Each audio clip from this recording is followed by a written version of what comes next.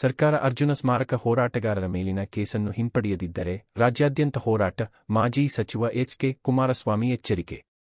ಅರ್ಜುನ ಆನೆಯ ಸಾವಿನ ಪ್ರಕರಣಕ್ಕೆ ಸಂಬಂಧಿಸಿ ಘಟನೆ ನಡೆದು 2 ವರ್ಷಗಳ ನಂತರ ರೈತರು ಹಾಗೂ ಹೋರಾಟಗಾರರ ಮೇಲೆ ಪ್ರಕರಣ ದಾಖಲಿಸಿರುವ ಸರ್ಕಾರದ ಕ್ರಮವನ್ನು ಮಾಜಿ ಸಚಿವ ಎಚ್.ಕೆ. ಕುಮಾರಸ್ವಾಮಿ ತೀವ್ರವಾಗಿ ಖಂಡಿಸಿದರು.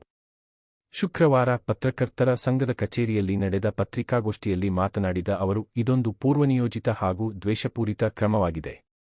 2023ರ ಡಿಸೆಂಬರ್ 5ರಂದು ಅರ್ಜುನ ಆನೆಯ ಸಾವಿನ ಘಟನೆ ನಡೆದಿದ್ದು, ಅದಕ್ಕೆ ಸರಿಯಾಗಿ 2 ವರ್ಷಗಳ ನಂತರ 19 ಜನ ರೈತರನ್ನು ಆರೋಪಿಗಳೆಂದು ಹೆಸರಿಸಿ ನ್ಯಾಯಾಲಯಕ್ಕೆ ಹಾಜರಾಗುವಂತೆ ನೋಟಿಸ್ ನೀಡಲಾಗಿದೆ. ಆದರೆ ಘಟನೆ ನಡೆದ ಸಮಯದಲ್ಲಿ ಆರೋಪಿಗಳಿಗೆ ಕನಿಷ್ಠ ನೋಟಿಸ್ ಅಥವಾ ಮಾಹಿತಿ ನೀಡಲಾಗಿರಲಿಲ್ಲ. ಅಪರಾಧ ನಡೆದಿದ್ದರೆ ಆಗಲೇ ಕ್ರಮ ಕೈಗೊಳ್ಳಬೇಕಿತ್ತು. 2 ವರ್ಷ ಮೌನವಾಗಿದ್ದು, ಈಗ ಏಕಾಏಕಿ ಪ್ರಕರಣ ದಾಖಲಿಸಿರುವುದು ಸರ್ಕಾರದ ಉದ್ದೇಶವನ್ನು ಪ್ರಶ್ನಿಸುವಂತಿದೆ.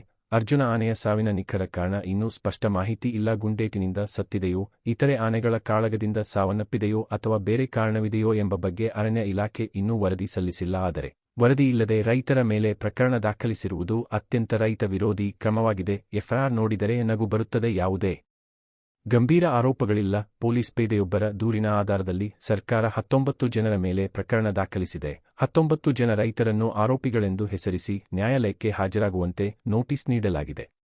ಆದರೆ ಘಟನೆ ನಡೆದ ಸಮಯದಲ್ಲಿ ಆರೋಪಿಗಳಿಗೆ ಕನಿಷ್ಠ ನೋಟಿಸ್ ಅಥವಾ ಮಾಹಿತಿ ನೀಡಲಾಗಿರಲಿಲ್ಲ. ಅಪರಾಧ ನಡೆದಿದ್ದರೆ ಆಗಲೇ ಕ್ರಮ ಕೈಗೊಳ್ಳಬೇಕಿತ್ತು. 2 ವರ್ಷ ಮೌನವಾಗಿದ್ದು, ಈಗ ಏಕಾಏಕಿ ಪ್ರಕರಣ ದಾಖಲಿಸಿರುವುದು ಸರ್ಕಾರದ ಉದ್ದೇಶವನ್ನು ಪ್ರಶ್ನಿಸುವಂತಿದೆ.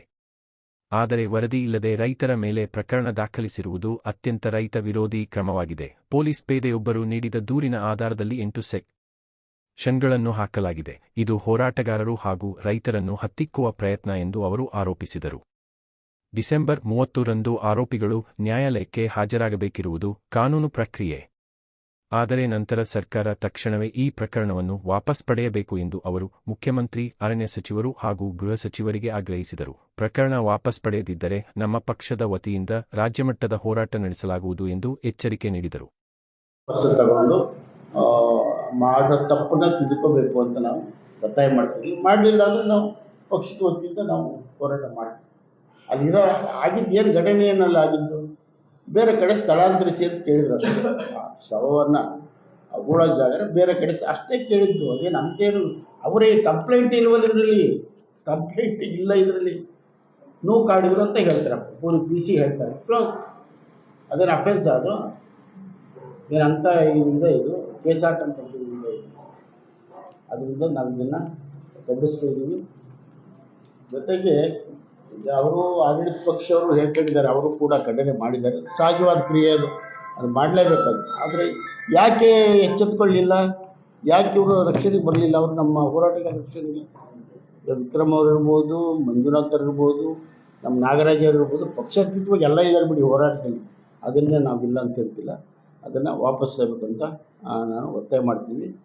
ಅದೇ ನಾನು ನೋಡಿದ್ರೆ ಪ್ರಜಾವಾಣಿ ಪುಸ್ತಕದಲ್ಲಿ ಯಾವುದಾದ್ರು ಓದಿದೆ, ಬೇರೆ ಬೇರೆ ಕಾರಣಕ್ಕಾಗಿ ಎಲ್ಲ ಕೇಸ್ ಹಾಕ್ಸಿದ್ದಾರೆ, ಬೇರೆ ಬೇರೆ ಅವರೇ ಮಾಡಿ. ಸರ್ಕಾರ ಯಾರ್ದು? ಕಾಂಗ್ರೆಸ್ ಪಕ್ಷ ಸರ್ಕಾರ ಅಲ್ವ? ಇವರೇ ಬೇರೆಯವ್ರ ಮೇಲೆ ಆರೋಪ ಮಾಡಿದ್ದಾರೆ. ಇವ್ರದೇ ಸರ್ಕಾರ ಅಲ್ವ? ಯಾರ ಮೇಲೆ ಕಂಪ್ಲೇಂಟ್ ಮಾಡ್ತಾ ಇದ್ದೀರಿ ನೀವು?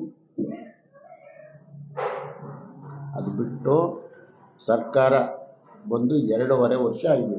2.5 ವರ್ಷ ನಮ್ಗೆ 2 ವಿರೋಧ ಪಕ್ಷಗಳಿದೆ. ಒಂದು ಶಾಸಕ ವಿರೋಧ ಪಕ್ಷ ಇದ್ದಾರೆ, ಒಂದು ಸರ್ಕಾರ ವಿರೋಧ ಪಕ್ಷ ಇದೆ. ನಮಗೆ 2.5 ವರ್ಷದಲ್ಲಿ